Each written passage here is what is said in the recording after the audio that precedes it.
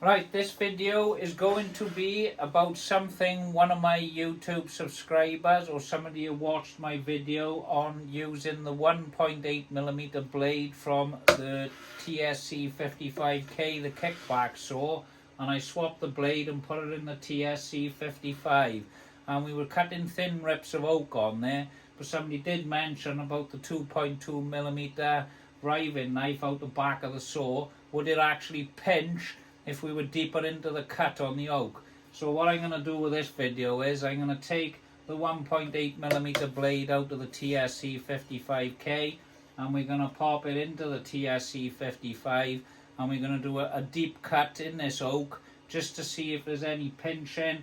I hope the saw's not going to kick back on this video, so I'm going to stay out of the way of that, and hopefully we'll get some good results on it then, and we'll have a little look to see what the outcome of that is. But I've also picked up a Panther blade. This is also 1.8mm, and I'd also like to see what that does in the TSC55, and we'll also put it in the kickback saw and which saw performs better on the cut. Obviously we'd expect the kickback saw to perform better, but I've got a funny feeling that these two motors are the same on the saws. It's all about the blade which makes the saw better. So we're just going to verify these things on this video, and we'll have a little look then to see which saw performs better. We obviously know the blade shouldn't go in the TSC55, and we're going to see if we get any pinch in this cut. I haven't got a set of verniers to actually test how thick that riving knife is on that saw, but I'd assume it's slightly smaller than 2.2mm, but really it should be exactly the same size. So if somebody's got the answer to that question, that'd be nice.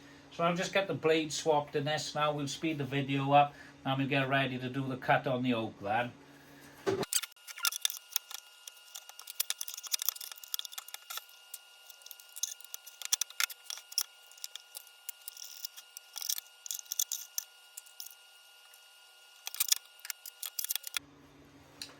Right, as you can see, we have put the 1.8mm blade in the TSC55. We're going to see how this saw performs through a deeper cut in the oak to see if there's any pinch on that riving knife. I hope the saw ain't going to kick back, but we're never going to know the true test of what my videos have all been about until I do this cut. So wish me luck on this, and I'll just get some batteries in here and we'll get ready to do a cut to see what the results are. Right, I've got 2 fresh batteries. We're about to link them up now, chuck them in the saw, and we can get ready to do these cuts then, and let's see what this blade can do, cutting a deep cut on this oak. I'm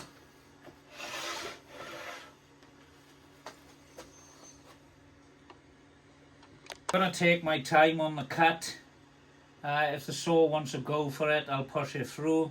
So I've got the oak raised, so there's nothing actually foul in it. Maybe I'll put a bit of ply under there just to support it while we cut. So everything is nice and safe.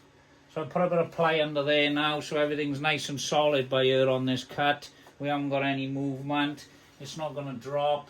So hopefully everything goes well. Let's have a look. Lovely. Right, let's go for it then, is it?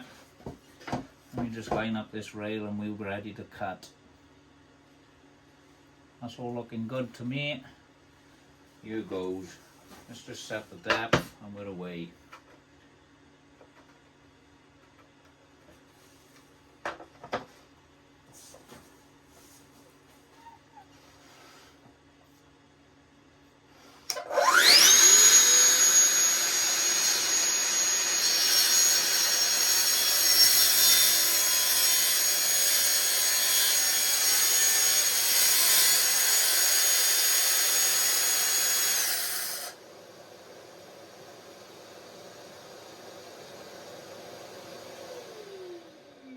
Well, there's your answer. The riving knife got stuck in the back of the oak there, and she didn't want to go any further. So if you do go to do any cuts with a 1.8mm blade, It only really works when you're cutting rips off material. If you need to do a fast cut, you could maybe trim doors down and things like that. But with the oak, the material is too hard and the riving knife gets stuck in the back. But there, I'll just show you now with a little close-up on that, just so you can see for yourselves. She's just got stuck in there, she have, and she won't push anymore. But I suppose you could modify your riving knife for a 1.8mm blade, and you don't need to invest in the kickback saw then.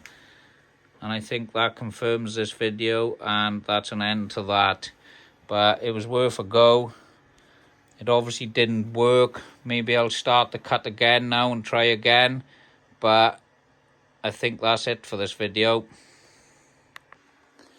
Yeah, it looks like we got no chance of pushing this saw through this cut. The riving knife jams up, so this riving knife is exactly 2.2mm to suit the blades are supplied with a TSC55. So, using 1.8mm blades, as we know, we can only do rips, cuts on the sides. It's going to pinch. I don't think it's possible to be using the blade in this saw, but sadly, if you want faster cuts, you have got to go with the TSC55K, and it's a beautiful saw with a 1.8mm blade. It flies through the cuts, but sadly, these saws, I think you can only stick with a 2.2mm blade. Cutting thin rips, as we said before, I did mention, you could do them all day long with a blade on there, but sadly, I think that's it for this video. I hope you got something from it.